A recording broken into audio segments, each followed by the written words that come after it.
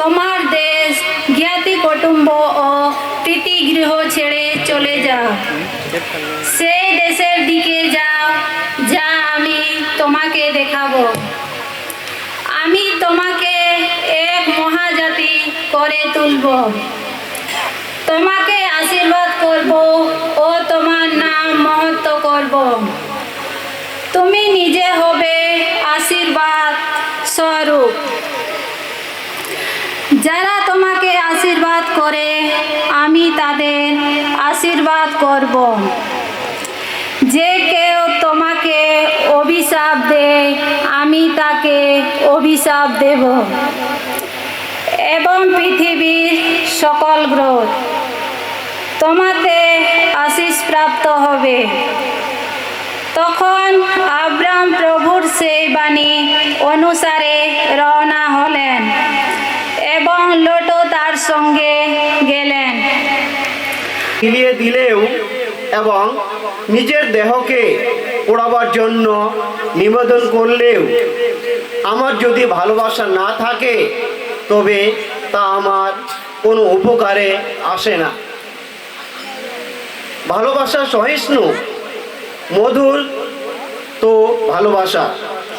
ভালোবাসা ঈর্ষা করে না, বড়াই করে না, গর্বে স্ফীত হয় না, রুক্ষ হয় না, স্বার্থপর নয়।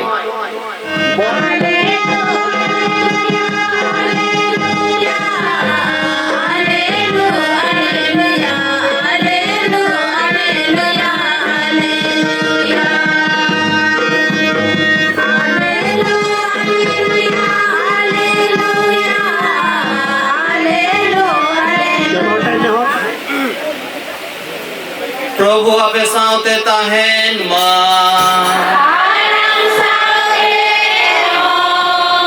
जोने ओलकाल का भागी सोमवार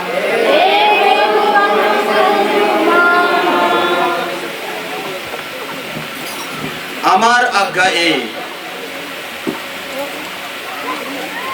তোমরা পরস্পরকে ভালোবাসো আমি তোমাদের যেভাবে ভালোবেসেছি। বন্ধুদের জন্য প্রাণ দেওয়া এর চেয়ে বড় ভালোবাসা মানুষের আর কিছুই নেই। আমি তোমাদের যা আজ্ঞা করি তোমরা যদি তা পালন করো তবেই তোমরা আমার বন্ধু।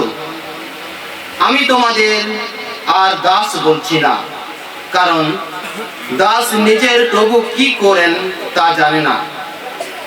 তোমাদের আমি বন্ধু বলেছি, কারণ আমার পিতার কাছ থেকে যা কিছু শুনেছি তা সমস্তই তোমাদের জানিয়েছি। তোমরা আমাকে বেছে নাওনি, আমি তোমাদের বেছে নিয়েছি। তোমাদের নিযুক্ত করেছি যেন তোমরা গিয়ে ফলসিত হয়ে উঠো আর তোমাদের ফল স্থায়ী হতে পারে, যাতে তোমরা পিতার কাছে যা কিছু আমার নামে যাচনা করো তিনি তা তোমাদের দেবেন। আমি তোমাদের এই আজ্ঞা দিচ্ছি, তোমরা পরস্পরকে ভালোবাসো। নোয়াগি প্রভু আভাগি সংবাদ।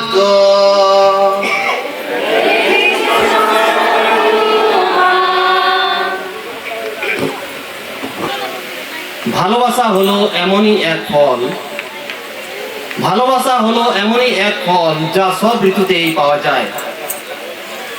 ভালোবাসা হলো এমনই এক ফল যা সব ঋতুতেই পাওয়া যায়, এবং এই ভালোবাসা এই ফল সকলের হাতের নাগালে আছে।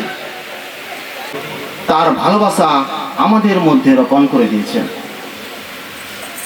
তাই তো ঈশ্বর যখন মানুষকে সৃষ্টি করেন তিনি তখন বলেছিলেন, এসো আমরা আমাদের মতো করে মানুষকে তৈরি করি। তার মানে ঈশ্বর তার গুণ আমাদের মধ্যে বীজ বুনে দিয়েছে, ভালোবাসার বীজ। আর সেই বীজ হলো ভালোবাসা, আর যেটিকে আমাদেরকে করতে হবে এক গাছের আকারে রূপান্তরিত। আমরা যদি দেখি মাদার তেরেসার জীবনে, যিনি তার জীবনে সব যা কিছু করেছেন, তার জীবনে যা কিছু করেছেন, তিনি ভালোবাসার প্রেরণাতেই তিনি তা করেছেন। মাদার তেরেসা প্রথমে লরেটো কনভেন্টের এক সিস্টার ছিলেন, কিন্তু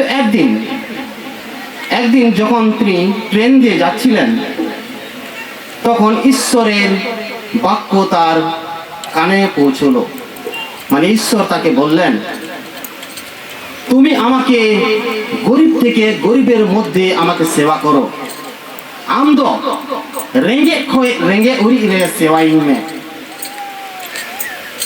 তার জন্য মাদার তেরেসা যখন এই বাক্য, এই কথা চিন্তা করছিলেন, মনে চিন্তন করছিলেন, গান্ডন কান দেহেনায়, উন যখন উনি তো কলকাতায় চালায় না, কলকাতাতে চলে গেলেন। তখন কিভাবে তিনি এই কাজটি আরম্ভ করবেন? কয়েকজনকে মিলে কুড়ে ঘুরে থেকে তিনি তার কাজ আরম্ভ করলেন। কিভাবে আরম্ভ করলেন? রাস্তায় রাস্তায় তিনি ঘুরতেন। আর তিনি কাদেরকে পেলেন? আমরা জানি কলকাতা শহরে কত বড় বড় গার্বেজ, নোংরা যেখানে ফেলে বেড়ায়, ওগুলা সব আছে। ওর উপরে ছোট ছোট বাচ্চাদেরকে ফেলে দেওয়া হতো, ছোট্ট বাচ্চাদেরকে ফেলা দেওয়া হতো। আর মাদার তেরেসা ওই ছোট্ট বাচ্চাগুলিকে কুড়িয়ে এনে তিনি লালন পালন করতেন, যত্ন করতেন, তাদেরকে সেবা করতেন, মানুষ করে তুলতেন এবং তাদেরকে নতুন জীবন দিতেন। তিনি রাস্তায় রাস্তায় ঘুরতেন, আর রাস্তার মধ্যে অনেক রোগীরা পড়ে থাকতো, বিভিন্ন রকম রোগীরা পড়ে থাকতো। কার পা পচে গেছে, হাত পচে গেছে, মাথা পচে গেছে অর্ধেক, এরকম রোগীদের তিনি ধরে এনে পরিষ্কার করতেন, তাদেরকে সেবা যত্ন করতেন এবং লালন পালন করতেন। কারণ তিনি মানুষের মধ্যে ঈশ্বরকে দেখতে পেয়েছিলেন, তিনি মানুষের মধ্যে প্রভু যিশুকে দেখতে পেয়েছিলেন। তাই তো আজ যদি আমরা দেখি এই গোটা পৃথিবীতে মাদার তেরেসার কংগ্রিগেশন আছে, মাদার তেরেসার সমাজ আছে, যেখানে অনেক ভালো ভালো কাজ করা হচ্ছে। আর মাদার তেরেসা যা কিছু কাজ করেছেন নিজের জন্য নয়, বরং ঈশ্বরের জন্য করেছেন। আর যা কিছু করেছেন ভালোবাসার প্রেরণাতে তিনি তা করেছেন। সেরকমই আমরা যদি দেখি, আমাদের এই গির্জা মণ্ডলীতে অনেক সাধুরা আছেন, সকলে কিন্তু ভালোবাসার প্রেরণাতেই সব কিছু করেছেন। আমরা তো ডন বস্কোর কথা শুনেছি, সাধু ডন বস্কোর কথা। তিনি ইয়ুথদেরকে, যুবক যুবতীদেরকে খুব ভালোবাসতেন, শিক্ষা দিতেন, বিনা পয়সায় তাদেরকে শিক্ষা দিতেন, তার কাছে রাখতেন এবং ঈশ্বরের বাক্য তাদেরকে শিখাতেন, যাতে তারা মানুষের মতো মানুষ হয়ে উঠতে পারে এবং জীবনে কিছু করতে পারে।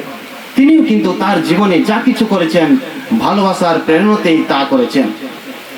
আমরা যদি দেখি সাধু জন মেরি ভিয়ানি, তিনিও কিন্তু তার জীবনে অনেক কষ্ট সহ্য করেছেন। কার জন্য? ঈশ্বরের জন্য। কার উদ্দেশ্যে? মানুষের উদ্দেশ্যে, যাতে মানুষের মন পরিবর্তন হয়। তার জন্য তিনি দিন রাত মানুষের জন্য থাকতেন, যাতে মানুষরা যখন আসে তাকে সব সময় যেন তাকে পায়। এবং এইভাবে তিনি ঈশ্বরের বাক্য প্রচার করলেন এবং তার সমস্ত জীবন, সমস্ত সময় মানুষের উদ্দেশ্যে বিলিয়ে দিলেন। আর যা কিছু করলেন সবকিছু ভালোবাসার প্রেরণাতেই তিনি করলেন। এইভাবে আমরা যদি দেখি এই খ্রিস্ট মণ্ডলীতে সকল সাধু সাধী কিন্তু ভালোবাসার প্রেরণাতেই সব কিছু কাজ করেছেন। আমরা যদি বাইবেলের দিকে তাকিয়ে দেখি, আমরা গোটা বাইবেল দেখব ঈশ্বরের প্রেম কাহিনী। ঈশ্বর কিভাবে তার ভালোবাসার মধ্য দিয়ে তিনি সব কিছু কাজ করেছেন। আমরা যদি আদি পুস্তকে দেখি, প্রথম অধ্যায়ে আমরা দেখি, প্রথম থেকে শুরু করে আমরা যদি দেখি কিভাবে ঈশ্বর জগতের সৃষ্টি করলেন, কিভাবে ঈশ্বর জগতের সৃষ্টি করলেন। গাছ, লতা, পাতা, পৃথিবী, জল, বায়ু, আকাশ, চন্দ্র, নক্ষত্র, জলে মাছ, ডাঙ্গা পশু পাখি সব কিছু তৈরি করলেন। মানুষকেও তৈরি করলেন। আর যা কিছু তৈরি করলেন, ঈশ্বর কিন্তু তার ভালোবাসার মধ্য দিয়ে তিনি তৈরি করলেন, ভালোবাসা দিয়ে তিনি তৈরি করলেন। এবং যা কিছু তৈরি করলেন সব কিছু মানুষকে দান করলেন, প্রথম পিতা মাতাকে দান করলেন, যাতে মানুষ এগুলিকে ভালোভাবে দেখতে পারে। ঈশ্বর যেমন ভালোবাসা দিয়ে বানিয়েছেন, তেমনি যেন মানুষ ভালোবাসার প্রেরণাতে তারা একসঙ্গে থাকতে পারে। আর এই পৃথিবীতে যা কিছু সৃষ্টি করেছেন সব কিছু যেন তারা ভালোবাসার মাধ্যমে দেখাশোনা করতে পারে। সেরকমই যদি আমরা আরো দেখি, যাত্রা পুস্তকে 3 থেকে 4 অধ্যায়ে আমরা দেখি যে কিভাবে ঈশ্বর মসিকে ডাকেন, কিভাবে ঈশ্বর মসিকে ডাকেন। আর মসি উত্তর দিলেন, সর্বশেষে উত্তর দিলেন এবং ঈশ্বরের মতো কাজ করলেন। তিনি একদিন পাহাড়ের উপর যখন হাঁটছিলেন, তখন কি দেখলেন? একটি গাছ জ্বলছে, একটি গাছে আগুন জ্বলছে, কিন্তু গাছটি পুড়ছে না। আগুন জল জল করে জ্বলছে, কিন্তু গাছটি পড়ছে না। মসি বলে উঠলেন, আরে বাবা, গাছটা জ্বলছে, আগুন জ্বলছে, কিন্তু গাছ জ্বলছে না, পুড়ছে না, ব্যাপার কি? যখন তিনি সামনে যাচ্ছিলেন, তখন ঈশ্বর তাকে বললেন, এটি হচ্ছে পবিত্র জায়গা, তোমার জুতো খুলে এখানে এসো। তখনই ঈশ্বর তাকে বললেন যে তাকে কি কাজ করতে হবে। তাকে ইসরায়েল লোকদেরকে ইজিপশিয়ানের হাত থেকে, রাজার হাত থেকে তাদেরকে নিয়ে আসতে হবে। আর তিনি তাই করলেন। আর যা কিছু তিনি করলেন সবকিছু ভালোবাসার প্রেরণাতে তিনি করলেন।